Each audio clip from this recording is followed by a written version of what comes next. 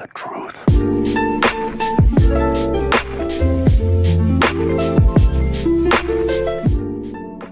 Yo les potos, c'est Zen, j'espère que vous allez bien. Au cours du temps, YouTube a connu plusieurs coups durs. Démonétisation massive, le Content ID et l'algorithme toujours plus efficace mais ravageur puisque trop de performance tue la performance, bref. La plupart du temps, ça ne venait pas de YouTube directement, mais plutôt des lois, parce que les lois s'appliquent aussi sur internet. YouTube est présent partout dans le monde, il est donc très compliqué d'adapter le site aux différentes lois de différents pays, mais a toujours fait au mieux pour avoir toujours au moins un pied dans la légalité. C'est en fait l'objectif du Content ID qu'on appelle plus familièrement le bot, et qui s'apprête à devenir complètement obsolète en Europe. Aujourd'hui, il permet d'identifier tous les contenus copyrightés présents sur la plateforme et de détecter les vidéos qui justement utilisent ces données sans en avoir le droit. Ça peut être des musiques, des films, des trailers, des extraits d'émissions TV, des gameplays de jeux vidéo ou même tout simplement des vidéos de youtubeurs. Le bot détecte donc ce type de contenu, qu'il soit tourné sous forme de parodie, de critique ou même qu'il soit mis en ligne tel quel, et envoie une notification au propriétaire des droits, lequel a le choix entre ignorer la correspondance, rediriger la monétisation à son avantage ou tout simplement faire supprimer la vidéo tout en strikant la chaîne concernée. Et c'est d'ailleurs devenu d'autant plus facile récemment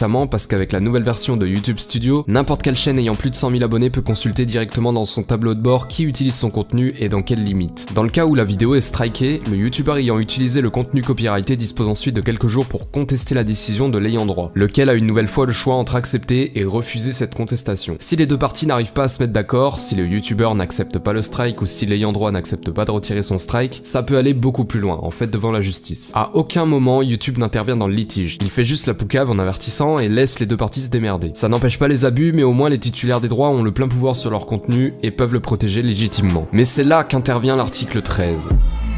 L'article 13, il concerne pas que YouTube et les youtubeurs. En fait, il s'applique sur l'entièreté d'internet dans l'Union Européenne. Il est en pourparlers depuis maintenant plus de 2 ans, et une première version de cette loi a été votée en juillet, pour être remaniée en septembre, et pour que la version finale soit définitivement votée en janvier prochain par les députés européens. Elle a pour but à la base de protéger les créateurs, de faire respecter au pied et à la lettre les droits d'auteur. C'est-à-dire qu'elle a pour but de forcer les gens à utiliser leur propre contenu pour pousser à la création. En soi, c'est une bonne chose, mais c'est une mesure extrême. Extrême puisque l'article 13 veut que toute plateforme sur internet soit tenue à 100% responsable de ce qui sera posté par ses utilisateurs, et ce sans préavis. Ça concerne par exemple les gifs, les mèmes, les images postées sur Facebook, Twitter ou Instagram, les photos de profil des utilisateurs, les citations, extraits ou photos utilisées sur Wikipédia et bien d'autres choses. Cette loi veut que les plateformes aient le plein contrôle sur tout ça. Et vous vous doutez bien, c'est absolument impossible pour la plateforme YouTube. Parce que sur YouTube, on upload plus de 400 heures de vidéos chaque minute. YouTube n'a ni la technologie ni les ressources humaines pour contrôler 9600 heures de vidéos par jour. Ils ont donc posté sur leur compte Twitter 6 vérités ignorées sur l'article 13. Je vous les résume. L'article nuit involontairement aux créateurs, parce qu'il oblige les plateformes comme YouTube à bloquer littéralement la plupart des mises en ligne. Ils disent aussi qu'ils reversent déjà près de 800 millions d'euros chaque année aux ayants droit de l'Union Européenne. Si l'article passe, cette somme serait démultipliée et obligerait donc YouTube à fermer sa plateforme en Europe. En soi, YouTube n'est pas contre cette loi, mais veut qu'elle soit revisitée pour que la responsabilité des droits d'auteur soit celle des ayants droit. Dans ce cas, rien ne changerait pour YouTube puisqu'il applique déjà cette règle grâce au Content ID. En clair, si l'article n'est pas remanié, les conséquences seraient désastreuses. Pour nous Français, on nous annonce que plus de 4 millions de chaînes seront bloquées. Presque plus aucun youtubeur ne pourrait se plier à cette règle et des milliards de vidéos, anciennes comme nouvelles, seraient supprimées. En clair, en France, il ne resterait que Vevo et les chaînes TV qui sont déjà protégées par leurs propres droits d'auteur. Et aussi les chaînes qui produisent des trailers, enfin bref. En clair, il ne restera que les grandes entreprises et YouTube ne deviendra plus qu'un outil commercial pour promouvoir des produits et des services. Nous, Européens, on n'aura plus accès au contenu mis en ligne en dehors de l'Europe.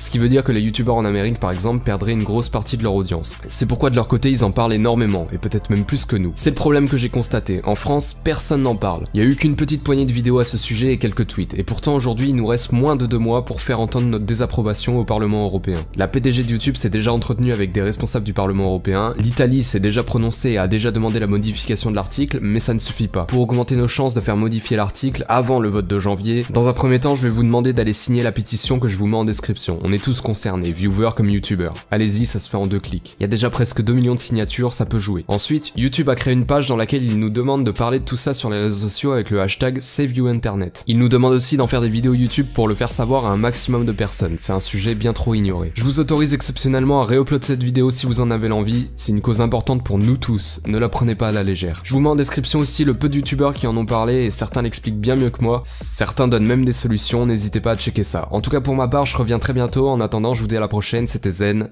peace.